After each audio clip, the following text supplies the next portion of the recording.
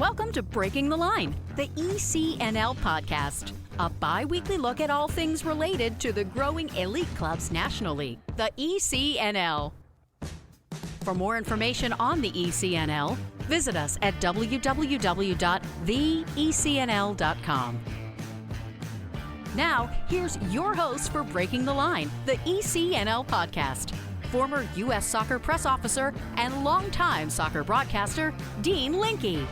On this week's Breaking the Line, the ECNL Podcast, Ryan Bothmann, the ECNL Communications Manager, sat down with Hue Menzies and Lorne Donaldson, two of the best coaches in the ECNL. Hue Menzies was the coach of the 2019 Jamaica Women's World Cup team, and Lorne Donaldson will be the coach of the 2023 Jamaica Women's World Cup team. They have great stories to tell about overcoming adversity and how, in fact, the ECNL helped build the Jamaica Women's National Team. The ECNL is such a great platform for the growth of the game. We credited for some of the things that we've accomplished as individual coaches and also helping our teams get to the World Cup. And I second that because every time I go to an ECNL girl and I see an African-American player out there, we can look across and say, that girl is Jamaican. We see it right away. Me and you are on the ECNL platform. Another ECNL group or team will say, hey, Lorne, I have a very good Jamaican player. So ECNL has been great with us. So sit back and enjoy Ryan Bothmann, the ECNL Communications Manager, conversation with Hue Menzies and Lorne Donaldson, which starts after this message from the ECNL. As the game continues to evolve in the United States, the ECNL remains the standard of excellence in youth soccer. The Elite Clubs National League has grown to include over 200 clubs and nearly 50,000 players across the country, with a robust competition platform for teams, educational resources for coaches and clubs, and unparalleled identification and development opportunities for players. Alongside its member clubs, collaborating to create a better future, the ECNL continues to raise the game every day. The ECNL is more than a league. Welcome back to Breaking the Line, the ECNL Podcast. Once again, here's Dean. Welcome back to Breaking the Line, the ECNL Podcast. My name is Dean Linke, and as I mentioned in the open, ECNL's Communications Manager, Ryan Bothmann, recently interviewed two super successful ECNL coaches in Hue Menzies and Lorne Donaldson. Their success in the ECNL is top shelf, and they have both had success on the international scene. Hue Menzies coached the Jamaica Women's National Team in the 2019 World Cup with help from Lorne, and for the 2023 Women's World Cup in Australia and New Zealand, Lorne Donaldson will serve as the team's head coach. During this edited version of that interview that will also be turned into an article on ECNL media platforms, you will sometimes hear my voice asking the questions, and you will sometimes hear Ryan asking questions. You will always hear great information and insight from Hue and Lorne. Ryan starts the interview with an open-ended question to both coaches, simply asking them how and why they both got into coaching. Hue answers first, followed by Lorne. You moved to this country for several reasons, for better life and opportunities. So I came here when I was 16. I played soccer, but I was not good in Jamaica. I was on a decent little club team, but when I came here, there was no other sports because I was more multiple cricket and all that stuff. So obviously I wanted to go to university, so soccer was probably the way out for me. So I got more focus about it and ended up playing in college and then got drafted. Played a little bit in the league, the old American Soccer League. And to be honest with you, people like Lorne that played in Jamaica was more my idol coming through. So we're from the same area. We probably live a punt away from each other. I actually learned my football here, to be honest with you. I go back home and tell people that they're like, wow, but I actually learned soccer here and kind of got more involved when I realized I needed to give back to the game after I played. And I was working on Wall Street for a little bit and then kind of gave that up. Got all the degrees I needed to get and just handed over to my mom, decided I was going to coach and got involved with high school, got involved with the Olympic Development Program, and then got to University of Texas, coached there, and decided to start a club in Austin, Texas. But there was a current small club. They hired me, and then After that, I started merging clubs together and called Lone Star. So Lone Star Soccer Club was originally what I started, and then in 2004. And then my mom got sick in Florida and then figured I need to go back to Florida, and help her out. So headed to Florida, and that's where we started another club, kind of grew that into what it is today. While I was doing that, I got a phone call from Sadella Marley, and I let Lorne go now, and then we talk about Jamaica after. Okay. Mine was a little bit different. I was in Jamaica, played at a high level in Jamaica, played with the national team, and the time come when I needed to leave. I'm a little bit older than you, but I remember you from Jamaica. Yeah, as I say, we kind of grew up in the same circle. So I came over and the NASL was going on. My dream was to play in the NASL. When I came here, I realized how difficult it is to get in. Somebody just don't invite you to get in. So I was at Metro State University one day just working out. And the coach saw me and he just came up to me and just said, "Why are you not playing here?" And I said, "Here's my dream. I want to play in the NASL." He's a good man, Harry Timmer. And he said to me, he said, "Number one, they're not going to just pick you up like that. You have to go to a university so you can be drafted." And I said, "Okay." So he said, "I'll enroll you right now." And I said, "Okay, let's do that." And got enrolled at the school. Then a couple months later, he came to me and said, "You know, the NASL is going to fold." And I said, "How do you know that?" And he showed me all the stuff that's going on with the league. And I said, "Okay." So I said, I continue playing at the university. Then a year later, I was playing a game, I think in Tulsa. And he said, "There's some scouts out there to watch you play." Scouts? I didn't know what scouts were at the time. You know, I thought it was the Boy Scouts out there. So I have no idea. He said scouts. Okay? We didn't go by scouts in Jamaica. I'm playing the game, and at halftime, he said to me, "There's some scouts over there watching you." And I said, "For the NASL." And I said, "Scouts? I don't see any scouts out there." Then he realized I didn't understand the term, and he says, "Those three gentlemen over there in a suit, they're the scouts." I said, "Oh, okay, you mean agents?" And yes, and so that's how I kind of started. But we finished that season. He said, "Don't leave school and go in, because don't leave school. They want to take you, but don't leave and go in because the league is going to fold. Give it another year." So I gave it another year.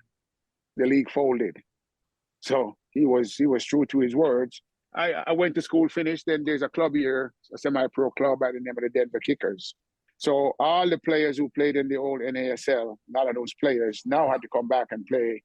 They had to get their amateur status back and play amateur ball. So I played with a lot of those guys, and you played all over the USA with a lot of those guys play like in all the Canadian teams. And so we were doing that for a few years.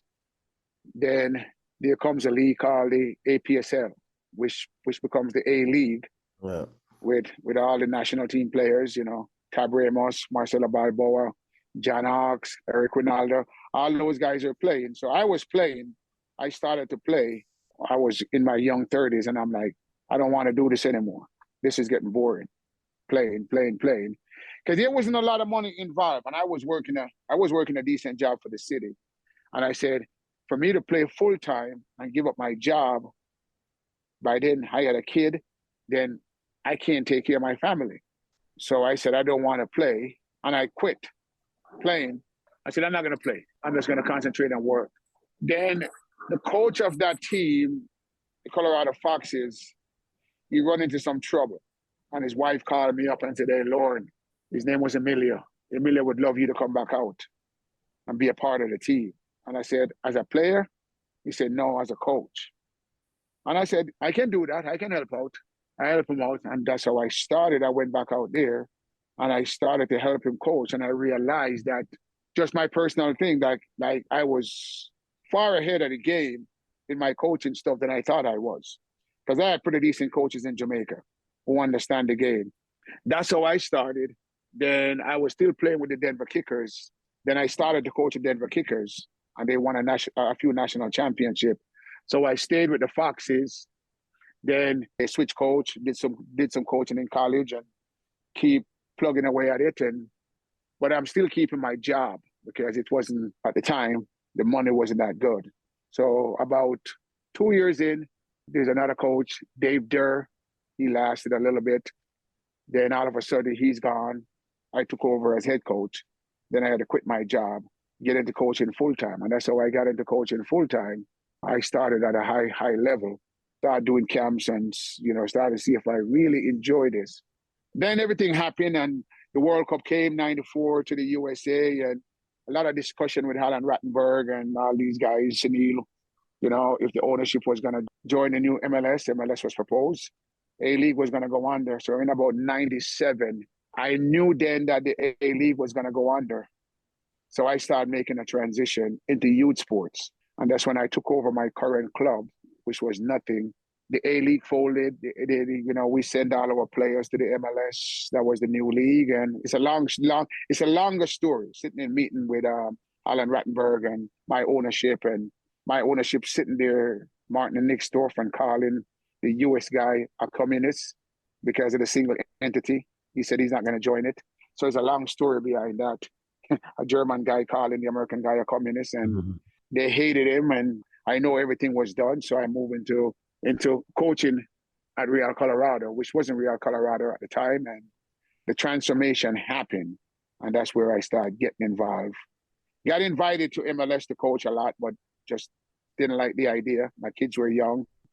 I wanted to spend some time with them, and that's how I started coaching on the youth scene and that stuff. But I spent a lot of time, 7-8 years coaching at the Pro League. Then I did some coaching when the MLS started, a couple of years with the Colorado Rapids as an assistant with Tim Hankinson. God bless his soul. He just passed away last week, Tim Hankinson. And that's where my youth foundation started with Real Colorado. Okay, we're going to take our first break. Hue Menzies and Lorne Donaldson, special guests of Ryan Bothmann, the ECNL Communications Manager, who's preparing an article on the ECNL media platforms after interviewing both Hue and Lorne. We're going to take a break. We come back. Ryan will start by asking them how ECNL has influenced their career and how that led to the call from Jamaica.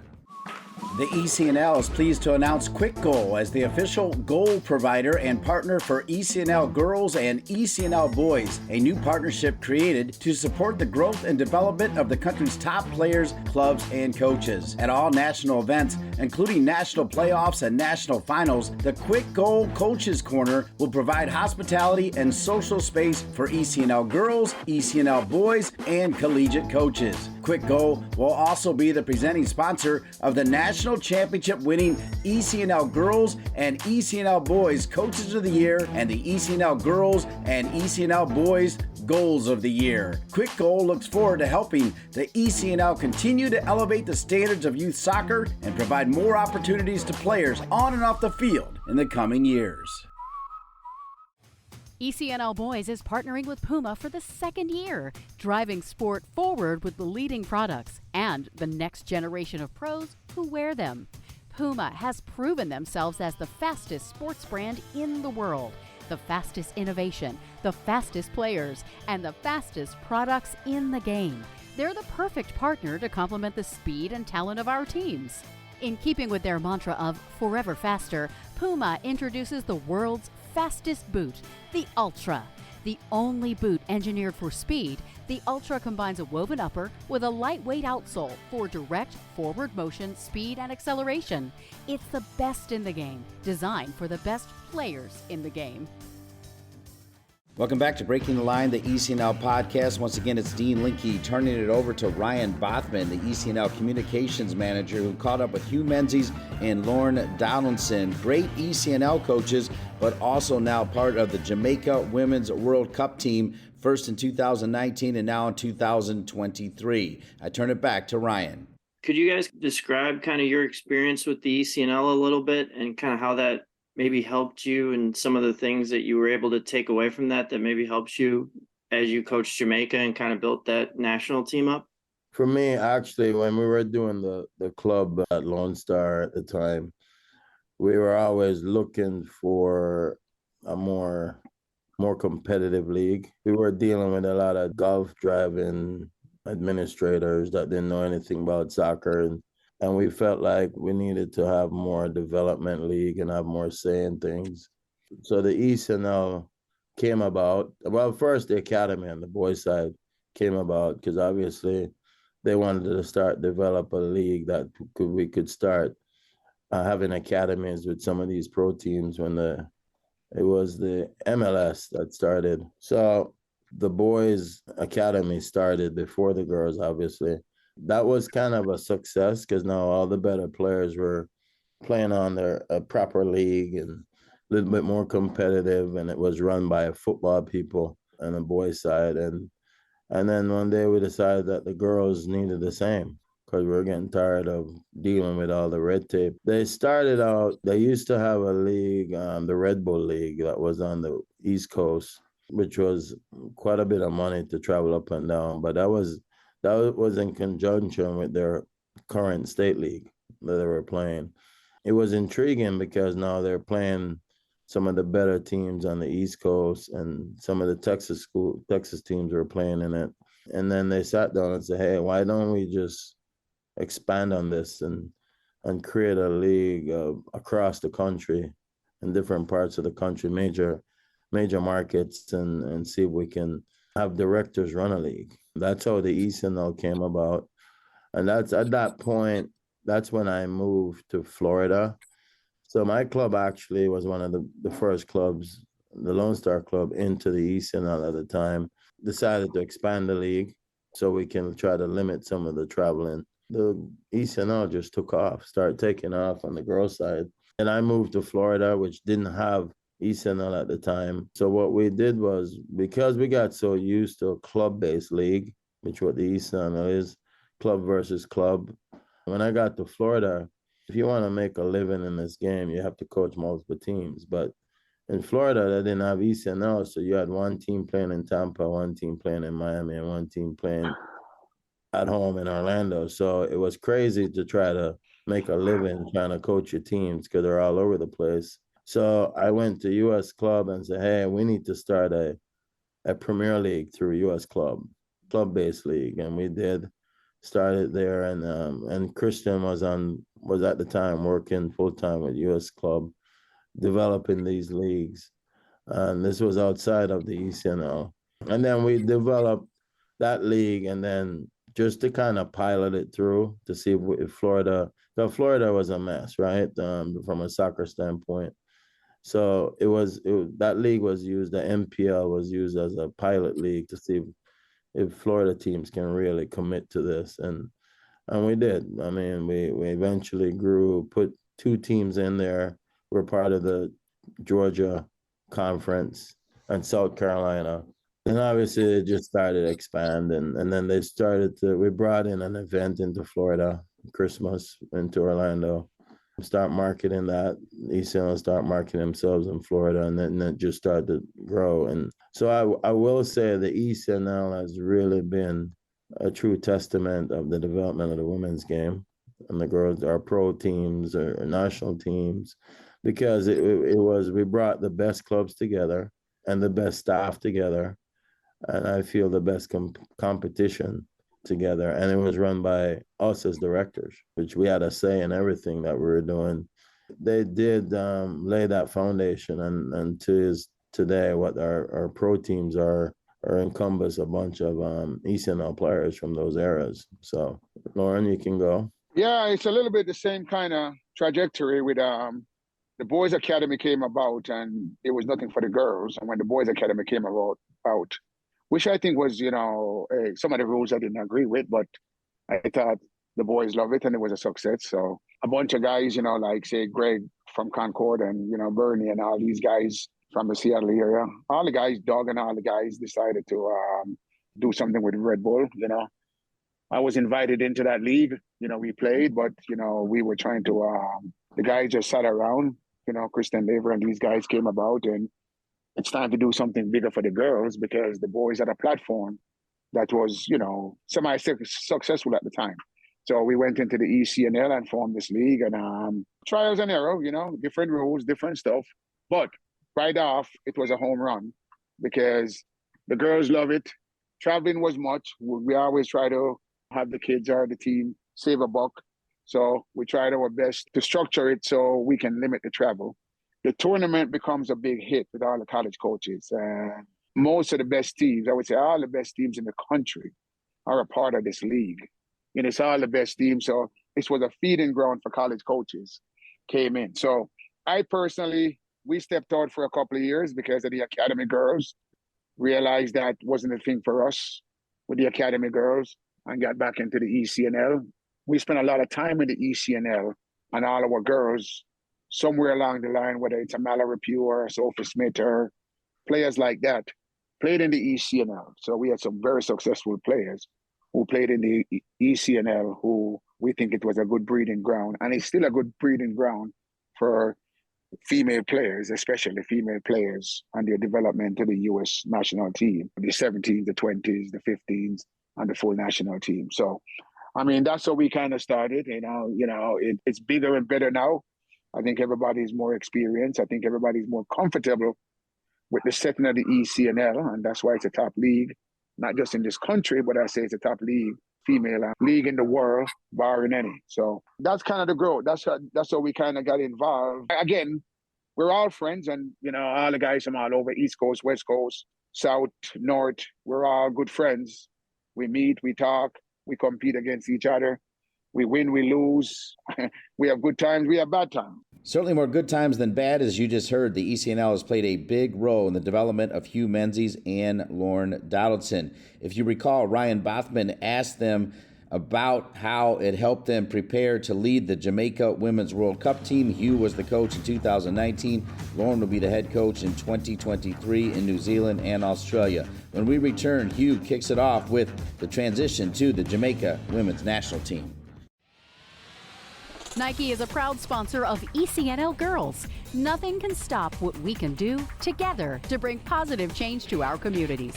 You can't stop sport because #you can't stop our voices. Follow Nike on Instagram, Facebook, and Twitter. From athletes just starting to turn heads to some of the best athletes to ever play their games, Gatorade shows that they are the proven fuel of the best. For the athletes who give everything, nothing beats Gatorade, the studied, tested, and proven fuel of the ECNL. Welcome back to Breaking the Line, the ECNL Podcast. I'm Dean Linke, reminding you that Ryan Bothmann sat down with Hue Menzies and Lorne Donaldson, great ECNL coaches that have also spent a ton of time coaching the Jamaica Women's National Team. Hue, the head coach of the 2019 Jamaica Women's World Cup team. Lorne will have that role for the 2023 Women's World Cup for Jamaica. When we took a break, Ryan Bothmann had asked them about how ECNL prepared them for national team duty with Jamaica. We pick up with Hue Menzies talking about the transition to the Jamaican Women's National Team. As far as the national team, when we got the call from Cedella Marley to see if we wanted to help, at the time they were trying to qualify for they just got into the CONCACAF portion, the final round to try to qualify for the World Cup. They reached out to me personally and then about seeing if they could come to Florida and train. And obviously I was based in Florida, so they came over with their team, and the first person I called was Lorne.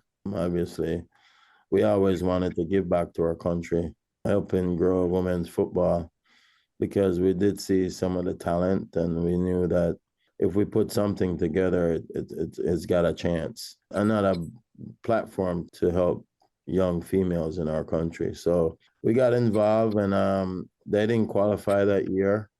They ended up getting rid of the coach, and then they asked us if we wanted to be the staff of the national team. And obviously we didn't utter. We just went and said, yeah, we'll help as much as we can. We'll do it. And then they dropped the hammer and said there's no more senior teams, which wasn't a big blow to us, because if they just kept the youth national teams going, we felt like we could build from there. So we went the grounds on the groundswork and start hitting the pavement in Jamaica and try to find the better players. And we got a couple players to come up and go to boarding schools and obviously go to college. And then we just started to build from the younger teams. Lorne took the 17s, I took the 20s, dealing with the federation, the lack of resources because of who we are here and the people that we know, people were willing to help us, to help with the resources for our players. We reached out to everybody, and because the federation wasn't really helping us at all, we just kept plugging along and was waiting for them to let us know when qualifier was going to be for the senior team. Lorne won the Caribbean Cup with the 17s, which was probably the first time Jamaica did that. I lost in the final to Haiti in the 20s, but we knew that was going to be the core of our team, of the national team. So when the program went dormant, the senior national team, we just started putting kids into different parts of the U.S., keep them going, keep training them, bring them into Florida to do some camps. And we just kept growing it from there. When we got the phone call, and Lorne can start off on that, but it was a journey, to say the least. And Lorne, you can start going into that part of it. Well, I mean, one of the things what you mentioned is that I took the 17s and you took the 20, and we realized if we're gonna do this, we're gonna start from the bottom. Right. And actually, the ECNL was a major part because we're both in the ECNL, so we could scout players, which was very, very good. So we're scouting players for the under 17 and the under 20. So we can, and there's a lot of good stories on those. So all our players now were coming from those, with a couple players, one or two players going to college under 20, but that was the basis of ours. So when we try to transition these players into the national team, we were very, very young, very, very inexperienced. No pro player, hardly any pro players. We have one or two veteran players that, we call upon to come in, but we were a very young team. So we spent a lot of time over those times without pay, without per diem, okay, and just sit at a Marley with some help. Of course, the federation has to help a little bit. Some help from the federation. Hue Menzies was good enough to, we were training in Florida a lot. We have to find a chef, we have to find a hotel. And as he says, a lot of the kids could even afford a simple thing as a sports bra. So we have to, with our contacts, we have to get them boots and sports bra and everything for all these kids and teams and everybody. Okay, we still want to see the U17s coming up still. We're still in charge of those and everything. The 17s, the 20 and the national team, everything goes hand in hand because we're working with all of them. We're working with all these teams, just trying to figure out how we're going to get a national team together. So that's where everything started. We started to put stuff together. We started to work, a few veteran players. We, at the time, our plan wasn't to qualify for the 2019 World Cup. Our plan was to say, can we get them to the 2023 World Cup? Okay. But things kind of break our way once the qualifications start. And I can have you pick it up from there again and talk a little bit more when we start preparing for qualification and start doing this and, a camp here and a camp there, how that works out. Yeah. So we got the phone call that we have to put a national team together, which in the back of our heads, we were already doing it with the younger kids. And so we had a couple months to get ready. They had a draw, and we actually drew Haiti. All the French-speaking Caribbean countries was in our group, and unfortunately, we had to go to Haiti to play them. We put a group together. We kind of scrambled a little bit. We went to Haiti, and we thought it was like sabotage or something, because, I mean, I don't know how we just get stuck in Haiti to play all these French-speaking teams. So we and I don't know if you've been to Haiti, but it's pretty intimidating to look at, and obviously we had a mixture of the team, a lot of born Jamaicans, and obviously diaspora kids were most makeup of the national team.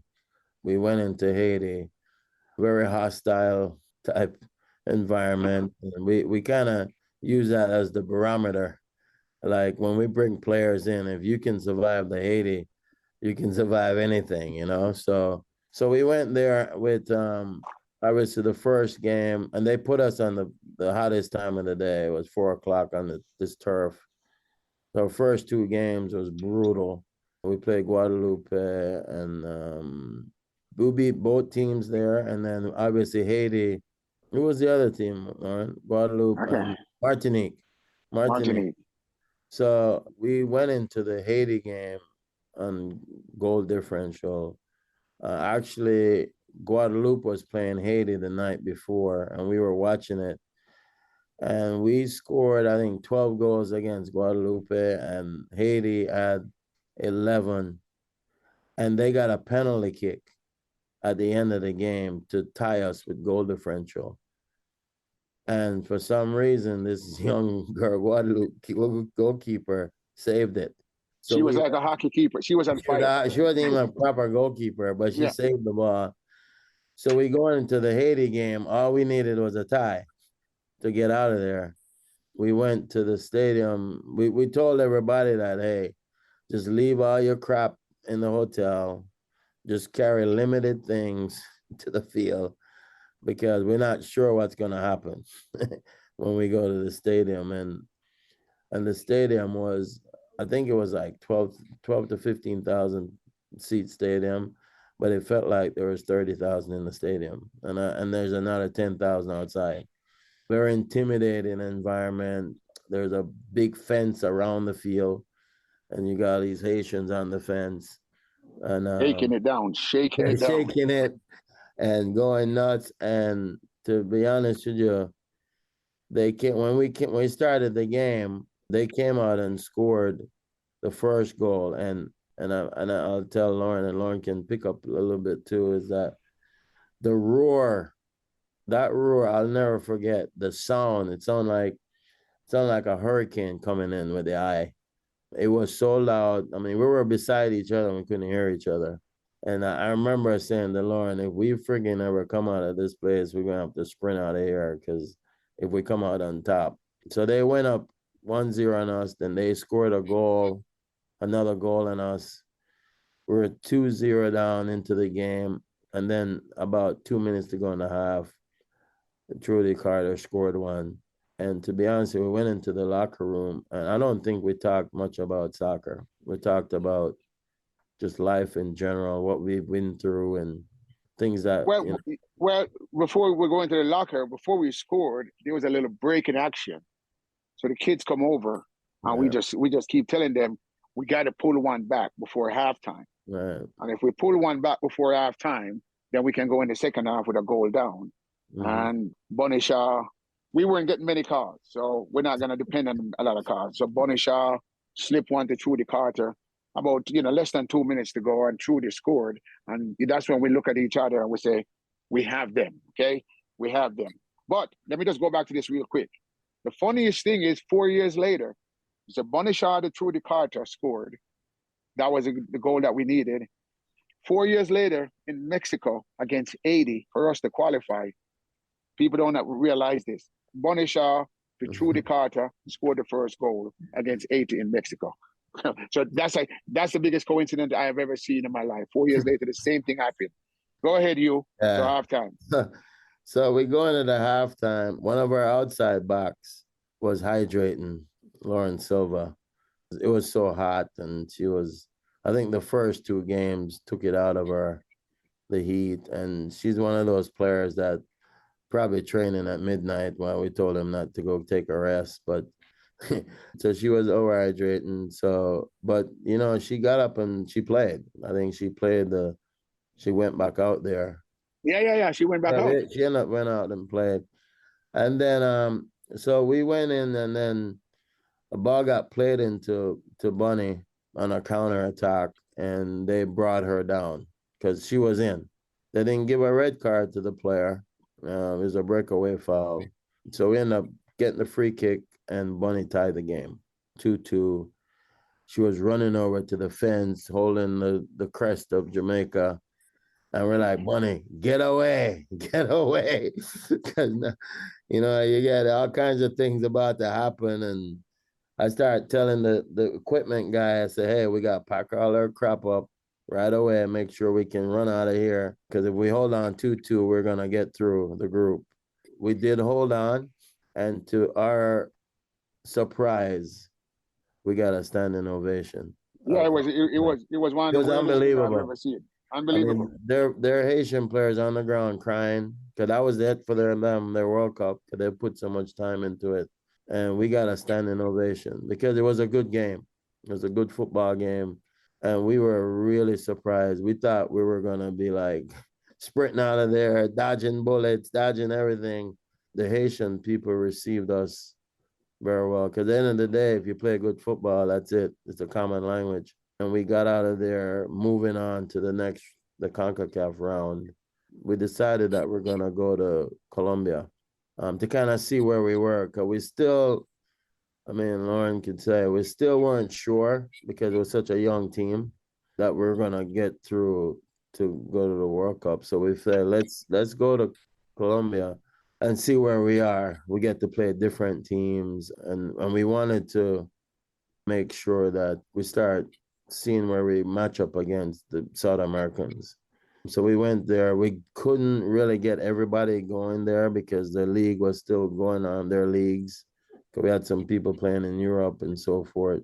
So we took like a B team / third team type, but we still had Bunny Shaw, and some of the key players went with us to Colombia, and we played Costa Rica, which was good to kind of, cause they were part of our. We're gonna play them in CONCACAF, and we played Venezuela, and we lost both games 2-1, and then we played Colombia, the host nation, and we won 3-1 that game. We walked out of there saying, "Hey, we can compete with some of these players with a lesser team." Obviously, Bonishaw was there, so that makes a little bit of a difference. We wanted to play in Jamaica because Jamaica, I've never seen the team since, is it like 12 years? They've never played in Jamaica because the federation never wanted to spend any money locally to bring teams in to play them. So they've never played on the Jamaican soil. They brought in the Caribbean qualifiers to us, and we begged and clawed to host it. And because it was going to cost the federation so much money, they were against it. We got the government involved, and they said they will help us to host it. So now we have all these Caribbean countries coming in for the next round of the qualifying the Caribbean Cup. And we started out with like probably a handful of fans the first game. We played one of the lesser countries, and we beat them like something teen type score. I think Bunny had like 5-6 goals or whatever. And then the next game we played Bermuda, who we had a little bit more fans, probably a couple hundred fans. And then they start realizing, and Jamaican, and Lorne can attest to this, if you're playing good football, they'll come watch. If it's crap, you won't see anything, right? Nope. A lot of what we call them bandwagonists. So they jump on the bandwagon. We beat Bermuda, and the paper was, you had the past prime minister of Jamaica that was involved, Edward Seaga, that owned a local major league men's team, and he was coming out to the games, and he was so intrigued by how we were playing proper football, playing out the back, connecting between lines. He was just so intrigued because he's an analyst, in his own way of how the game should be played. They interviewed him, and he said, "This is better than watching the Reggae Boys." That made a little bit of statement. So we played Trinidad, which was always a rival, and it was their independence, the Trinidad Independence, and we played them, and they scored first and was going nuts in front of our bench. They scored early too, like in the first 4 minutes of the game. And then we came back and beat them like 4-1. We went in 1-1 at half. And then we substituted a young player in, Giselle Washington, who came in. And she was a high school player at the time. She came in and just changed the whole game. Actually scored the second goal, and we ended up beating them 4-1. And then we had to play Cuba, and we beat them 6-0. And now we had fans coming to the game. We had people coming to the game, people asking questions. And then now we had to head to we got the first seed out of the Caribbean going into the qualifiers. That start putting us on the market, and people realizing that we're a little bit of a small country, but, we actually trying to build something here. And then we went into qualifiers. We drew Canada, Cuba, and we drew Costa Rica. Costa Rica. Yeah, and we wanted to play Costa Rica because we felt like we lost to them 2-1 on a late penalty in Colombia with a lesser team. And we felt like we were better than them. We lost the Canada game 2-0. And we could say, honestly, that was probably the best game defensively we played as a group. Still probably today, this day. No, it was good because one of the Canadian goals, we thought it was a clear offside. Yeah. And we had a goal call back that we thought was fair. So, so we weren't happy.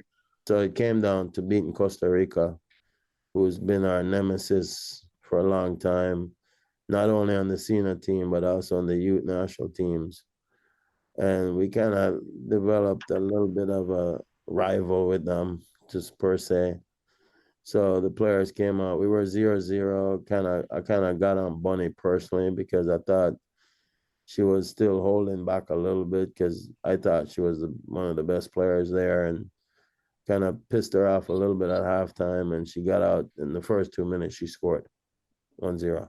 We held on, beat them, and then all we had to do is beat Cuba to go to the next phase of the CONCACAF, with semifinals.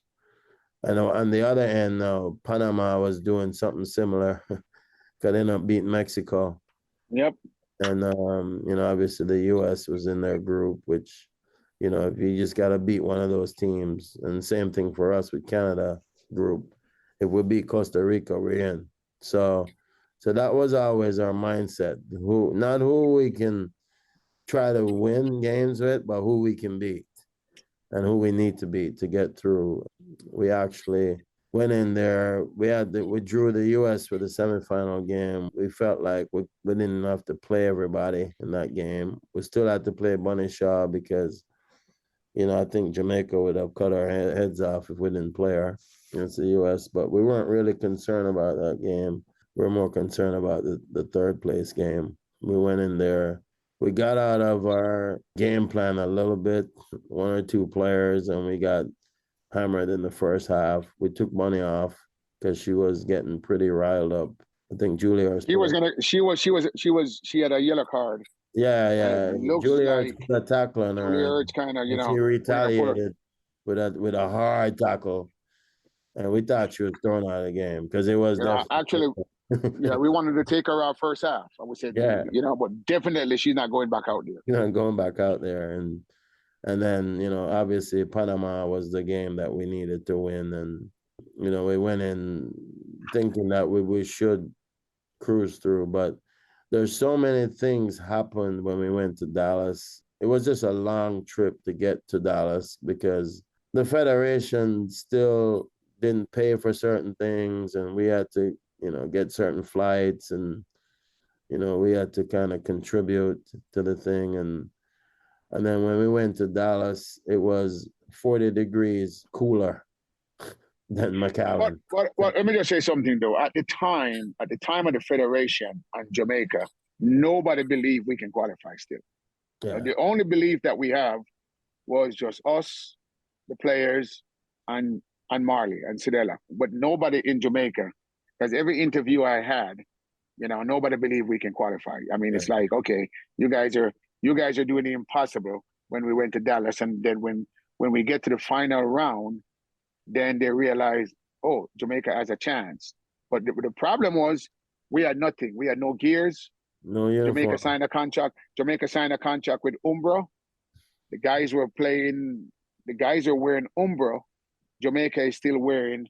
We call it the girls are still wearing, we call it. Our inside joke is we're wearing the Taliban gear still, Romai. We're still wearing the Romai gear, okay?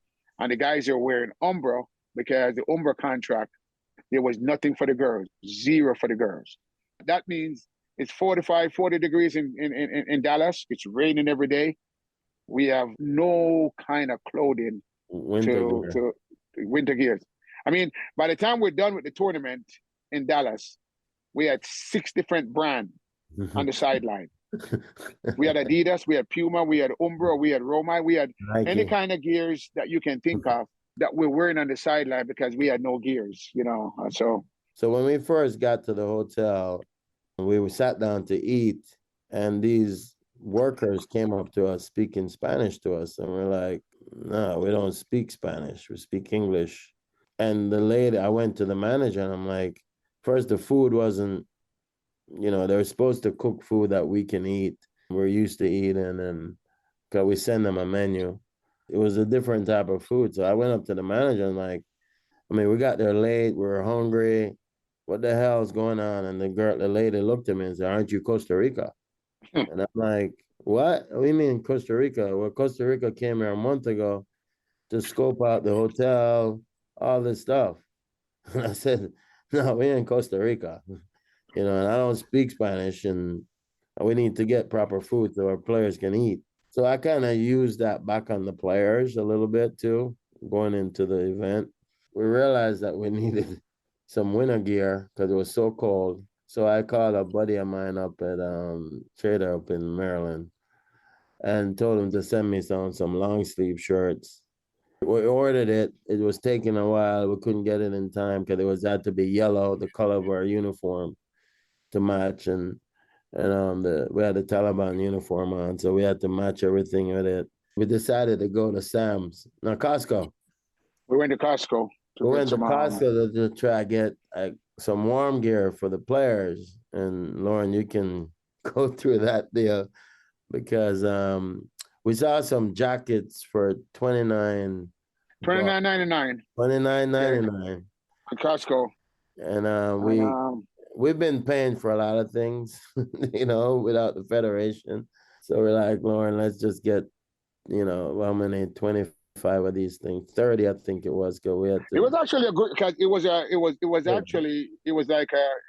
of like a down jacket, that you would see somebody wear going to Wall Street. And I'm like, okay, this is good. It has a hoodie, and it's actually a rain jacket, and the rain cannot penetrate it. So it was actually a good Costco jacket. And so we bought it. We think the girl's going to just crucify us and say, what the hell is this? They love it. They're like, this is the greatest thing. This is great, But that jacket was over $500. So, they thought we went out. It really looked like it. So we ended up having that jacket. And the day we were going to training. We had to train in a dome because it was so cold.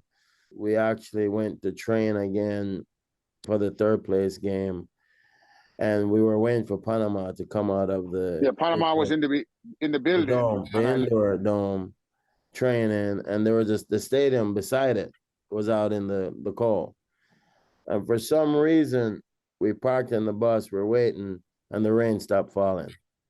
No, I walked over there. I'm like, I wish if we could train outside. So I walked over there, and the guy in charge of the stadium, I said, can we train here if we need to? And the guy said, yes. And then I came back in the bus, and the rain just stopped falling.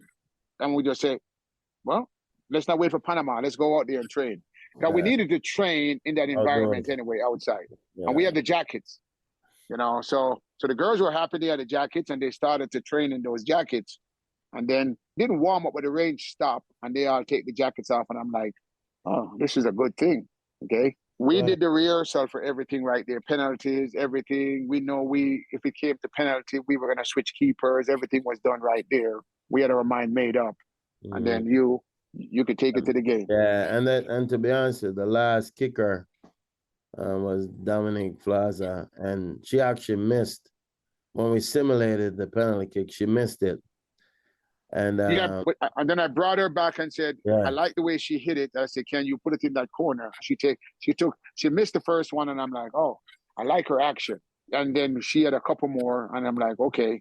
When we get to the game and we switch keeper, I mean, you can go there. Nobody knows. Yeah, to be honest, we were both sharing rooms, and I said, Lorne, I think we're gonna go PKs.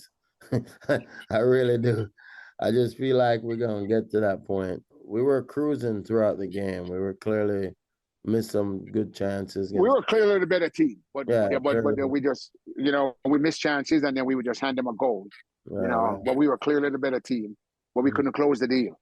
We went in the penalty kick, and obviously we ended up winning the PKs. The girl that missed in the simulation, she ended up making hers. The good thing is during the game, we were trying to get the goalkeeper in, because we had to make the switch, and the ball just couldn't go out. And we were trying to get, and I think we had somebody go down. Right. And we're trying to get him to kick it out of bounds or something. Kick him out of bounds or something so we can get the goalkeeper in. And the last minute or so, we got her in. Right before the penalty, they start to blow for the penalty kicks in the overtime. And we got her in, and she made 2 great saves. We buried all her PKs. We got through, and it was definitely goosebump feeling because of all the things that we've been through with the federation, with everything. People just saying you're not gonna do it, and we're wasting our time. The effort that we had as a staff going through and just dealing with things, adversity, it was very self-rewarding. Qualifying wasn't the main thing for a lot of us. It's more proving that women can do this, in our country, because just the whole women's liberation type aspects of it, of giving them some self-empowerment in themselves and having them believe and so forth. That was something that was bigger than football that we want to accomplish. And that was a start. The bandwagonists all came out. We went back and we did a celebration in Jamaica. It was unbelievable. We went from one side of the country to the next on a float, and it was awesome, that part of it. And we still didn't get much respect from the federation at the time, and we're still fighting, still getting through things. This is when we start getting all these emails from all these diaspora kids in England and to come into the team, but we felt like we needed to keep the same team because that's what took us there. We did bring in a couple players. One was pregnant at the time, so she got done, Shayna Matthews, so she came into the team, and Kayla McCoy came into the team, who played at Duke, and she played in the ECNL. And so did Shayna, played in the ECNL. So a lot of these ECNL kids start floating in, and they played in college, and they had the experience, and start bringing those players in. And then who we were trying to get in the first place is just that they had issues with passports, and obviously Shayna was pregnant at the time. So we went ahead and brought those players into the deal, but we still were fighting with the federation at the time, getting games, prep games, because we felt FIFA already. There was money set aside to get us prep money to go through the World Cup, and we just felt like they weren't putting that money into the proper use. So the government helped us a lot. We hosted Chile. We ended up going to South Africa, playing a game there, and then coming back, and we played Panama as our send-away game in Jamaica, which was unbelievable crowd and great atmosphere. And then, Lorne, you could probably go through the journey to the World Cup, which was, we stayed in 13 different hotels just to go through. So we were all, the federation was just unorganized, didn't get anything. We were at the airport waiting for our plane tickets in the line to come through, and we're going to the World Cup. I mean, it was unbelievable. We were just like, this is not happening. We had to miss our flight with some of the players because there was no more space available for those players to go, because they waited so long to buy the plane tickets, and it was hell. And we end up in Scotland, because we had a game in Scotland. It took us 2 days to get there via Casablanca because they just couldn't get the proper flight. Some of us went through Casablanca. Some of us, we flew into Gatwick, which we had to catch the next plane out of Heathrow, Scotland. And they just didn't know that it's not like it's close. They think Gatwick and Heathrow is just pretty much the same. It wasn't. So we had to get transportation from one airport to the next, and then head to Scotland. And Lorne and I stayed behind because there were 6 players that couldn't make the flight, and Lorne and I stayed behind to stay with those players. So we got a direct flight into Heathrow and then head to Scotland the next day.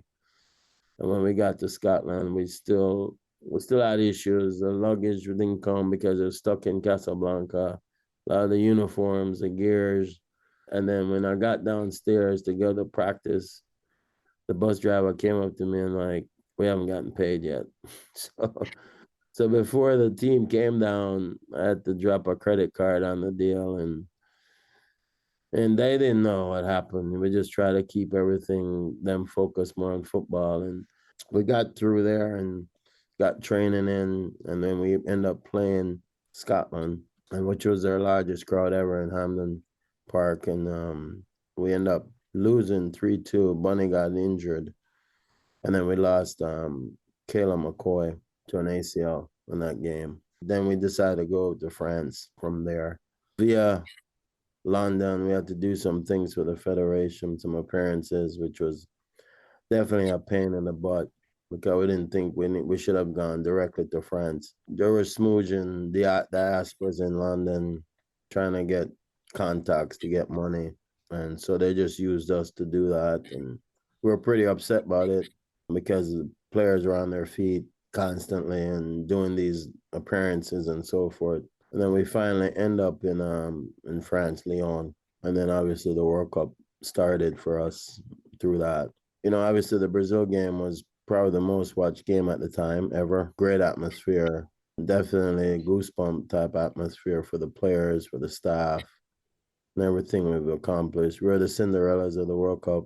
Everybody was cheering for us. The federation was so not organized enough to get Jamaican gear out there. So people were wearing anything yellow. And if we walked out there with a Jamaican shirt on, they want to take it off our backs. And we did what we could do and play well. And, it was a great atmosphere for our players. And we lost both games, the first games, and we're going into the last game, and we still haven't scored a goal.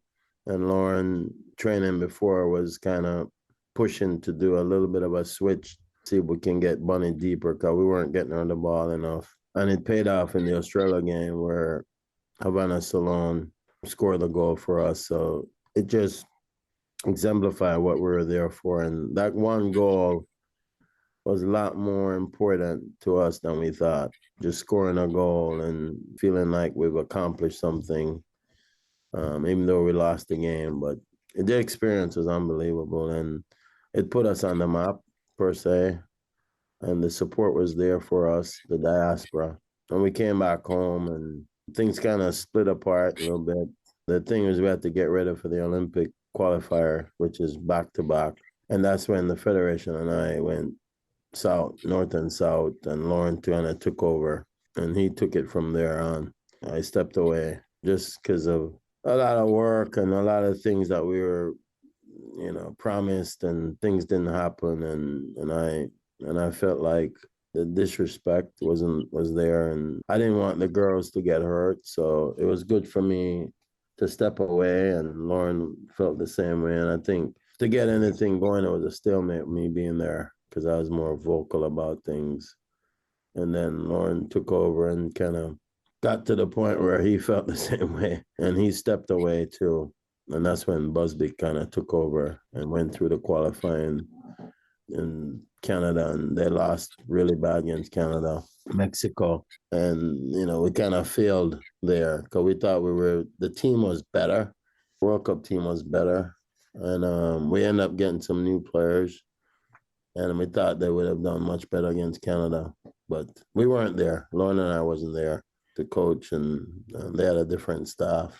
Definitely a little bit of a hole. And then, Lorne can take it from here because he ended up going back, and they accepted him. They didn't really want me involved, and which is fine. it is what it is. But as long as the girls were getting the opportunity, and and I knew Lorne was there, which is somebody that we felt like could take them to the next level, continue what we've kind of blueprinted for them. Lorne, it's done, Well, I don't know. I mean, Busby was there, and he got in from what I understood, he got in some trouble, and he had to seek out his legal stuff, and they hired another coach, and I am just coaching merrily along. ECNL, not you follow the players, the new players they brought in, because there's some of the players we're looking at. somewhere along the line, I think the players with the new coaching staff after Busby, they didn't like what was going on, the direction the team was going in. So they decided to, you can call it rebel. That's when they rebel against the current staff, the staff that was there. And, that staff was out. Actually, me and you get a lot of blame for that, which we had nothing to do with it. I mean, because the girls were intelligent enough to know what they want. And that's when I got a phone call. I think I talked to them, I got a phone after he was gone. I got a call and said if I would, come in and try to help them out. And I think long and hard about it. My wife said, no, you're not doing it. And I said, shit, here goes my divorce if I do it. And I said, okay. I thought about it, and I woke up one morning, and everybody said, you're crazy if you do it. I woke up one morning and said, you know what? I have to go in and help the girls out. And we had 2 weeks when I said that. I think I sent a message to Sedella and said, the only way I can do it, unless I can get the girls into Colorado to train. So we had a 2-week training camp before we go to Mexico for the preparation. Because they were out, they weren't playing games, they were out of shape, they finished with their league. Nobody was fit except a few girls. And Sedella said she will get them to Colorado. And I said, okay, I will do it if that's the case. We organized, we planned, we got Will, and we put our heads together, we got our staff together, and we brought them into Colorado, and they loved it. Altitude was killing them the first 3 days. We didn't know we were going to make it through. The first 5 days, it was, we can't make it through. So we had to back up a little bit on the training because of the altitude was killing them and their fitness and whatever. But we knew in the long run, especially myself and Will, brought in Laurie, Thomas, and, Alyssa was there. And everybody, we brought in Xavier from Jamaica. The vibes was really, really, really good. So we felt good about it going into Mexico to play. Our focus was just on the first game, which was Mexico. Everybody thought it was impossible, except us. And I said, you know what? We came up with a game plan, and we said, this is what we're going to do. Because we knew then 4 points is good, okay? We're not going to beat the USA, okay? We're not trying to fool ourselves because we're not there yet. Number one, the fitness. It's 102 degrees in Mexico every day. It's 96 degrees every time the game started. We know we didn't have the juice to play back-to-back Mexico and the USA. So we said, okay, we have to get a result against Mexico. We have to win or get a tie. And we know that. And then we have to try to get a result against Haiti. So we got into the game. The girls were tuned in. The game plan was followed, and we got the result against Mexico. It was disaster for Mexico. And it was funny because we had a very cordial, good relationship with the USA because we trained at the same place. I mean, there was a lot of stuff. The first game before Mexico, we were running around. The first 2 days of training, we were running around the city 2.5 hours before the game every day, going to different training sites. And they said, that's not where you're training. So we thought it was planned by the Mexicans, and our girls were livid. I remember one day we didn't even train. We went to a site and Haiti was there training. And, Swaby walked out to me and said, Lorne, we've been driving for 2.5 hours. The girls don't want to train. And I'm like, you know what? You're right.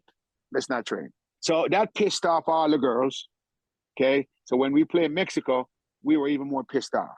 And when we took care of Mexico, we realized that the U.S. is going to be a challenge, okay? And right there and then we said, if the game got away from us early, we're going to just make sure that we protect some players. And that's what we did. We knew we had to go in. Haiti was playing very well. We knew we had to go into the Haiti game and get a result. And as I said, the first goal again was Bunny Shaw to Trudy Carter. And then we got on a roll after that. And then, we're playing some good football. We beat 84-0. And that was a celebration. The celebration started after that, and, it was great. We know we had more games to try to qualify for the Olympics. We know Canada was going to be tough, but we know we still can beat Costa Rica. As said, we took care of Costa Rica, and that was the end of that tournament. And we have a chance for we're going to the World Cup and have a chance to qualify for the Olympics. So that's how I said. So this is where we are right now, trying to prepare for the World Cup and looking at players. I don't think we want to go there and just show up. I think we want to just take we have lots of players now who are interested all over the world. Going into the World Cup now, the Federation has been very supportive right now. I must give them credit for that. Especially Mike Ricketts has been really, really supportive. So, give him some credit. I mean, if it wasn't for Michael Ricketts, I wouldn't be hired. He was the one. Because at the time they voted not to hire me, but he stepped in and said, he overruled that committee and said, hey, if we're going to get to the World Cup, Lorne has to be there. Okay. And so he overruled the committee and he did the hiring himself. So that's where we are right now, trying to get ready for another World Cup. What a fantastic visit with Hue Menzies, the head coach of the 2019 Jamaican World Cup team, and Lorne Donaldson, the 2023 Jamaica Women's World Cup team. Two excellent coaches in the ECNL as well. This is part of their visit with Ryan Bothmann, the ECNL Communications Manager. We're going to take one more break, and Ryan will wrap up his visit with Hue and Lorne after these messages. Soccer.com is proud to partner with the ECNL to support the continued development of soccer in the U.S. at the highest levels. We've been delivering quality soccer equipment and apparel to players, fans, and coaches since 1984. Living and breathing the beautiful game ourselves, our goal at Soccer.com is to inspire you to play better, cheer louder, and have more fun. Visit Soccer.com today to check out our unmatched selection of gear, expert advice, and stories of greatness at every level of the game. Breaking the Line, the ECNL Podcast, as Ryan Bothmann visits with Hue Menzies and Lorne Donaldson, the 2019 and 2023 Jamaica Women's World Cup team coaches, respectively. We leave it off with Ryan's last question for Hue and Lorne. I guess the last thing I would have for you guys is just like, what did it mean to you guys personally, like everything that you were able to accomplish and with all the adversity? Like, you talked about what it meant to the country and the players, but what did it mean to the two of you since you were kind of the guys who led the whole charge on it and everything? Well, for me personally, I remember we had a meeting, Lorne and myself, who went down to Jamaica, and they brought us in a room and said, hey, do you guys really want to coach the women or the U20 men to go to the Olympics? Because we feel like the U23s had a better chance to go in the Olympics. And Lorne and I are looking at ourselves like, where is this coming from? Obviously, we were one of the better coaches around there to probably, and they had a talented young U20 team, and they felt like this was going to be the group to get them to the Olympics. They asked us, like, what you want to do? What you choose? And Lorne and I looked at ourselves and like, we're coaching the women. I mean, we think the women have a better chance. And they start really looking at us like, what? And then we're like, yeah, that's who we're gonna coach. And it was more like we had to prove to them that the reason why we choose that route. With all that said and all the adversity, going through things, and just now see where the players are now today. They're playing in top leagues, Money Shaw, obviously, playing at Man City and everything. It's just a breath of fresh air that through all that, and it's made them a better person and made them aware that how important playing for their country is. And it's not just the game, it's way more than that. And the give back portion of it and the impact they're making on the young females in Jamaica and giving them hope is something that really meant a lot to me. Yeah, and me and you discussed this, and I think we kind of fall out the same kind of block with that. I won't repeat everything you says, but all that you says, I'm a strong believer. Even with this last one, you feel like you go in there and you beat the odds, because this time they say we're in the group of death and we will never qualify. I mean, they said it before, but you feel like, okay, you can. I mean, I feel like I was given a chance, and this is what I feel proud about, to empower some young ladies to prove everybody again that they're wrong. Okay, and maybe for the first time, the public in Jamaica, they will look at our female, especially the football players, and give them the credit. And that's my biggest hope. Okay, are they gonna get the credit that they deserve? Okay, or you go to back-to-back World Cup. There has to be something in every other country. As I told somebody the other day, I said Mexico would give us 20 million US right now if they were in our place. If they could switch place and say, hey, I give you 20 million and we take your place to go to the World Cup, they would do it right now. No question asked. But we treat it like it was supposed to be easy or something like that. And then people doesn't know the trial and tribulation, how hard it is to qualify. So I take pride in watching these young ladies stand there and said, okay, we're going to prove you guys wrong again. Okay. And that's what I take my joy out of. I take my joy from them because I give them all the credit. But again, I always put it to track and field in Jamaica. Nobody cares about track and field, women track and field in Jamaica until Merlin Hutty came along and started doing some fantastic stuff. Now, track and field in Jamaica after Usain Bolt, the ladies are the ones who everybody talk about right now.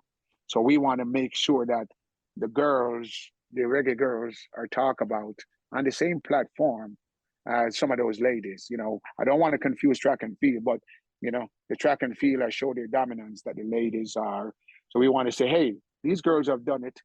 Okay, all I'm asking people to do is give them the credit that they deserve. What a great interview. And speaking of giving credit, I want to thank, of course, Ryan Bothmann, as well as Andrea Wheeler and all the great folks at the ECNL. I want to thank our producer, Colin Thrash.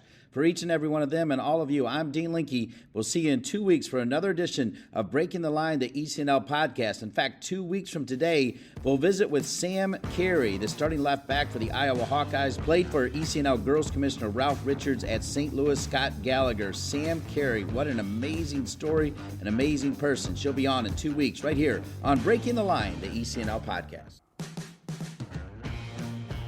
Thanks for listening to Breaking the Line, the ECNL podcast. For more information on the ECNL, visit us at www.theecnl.com. And if you have a suggestion for the show or a great idea for a guest, please email us at info@theecnl.com. Breaking the Line, the ECNL podcast is an ECNL production. ECNL, more than a league.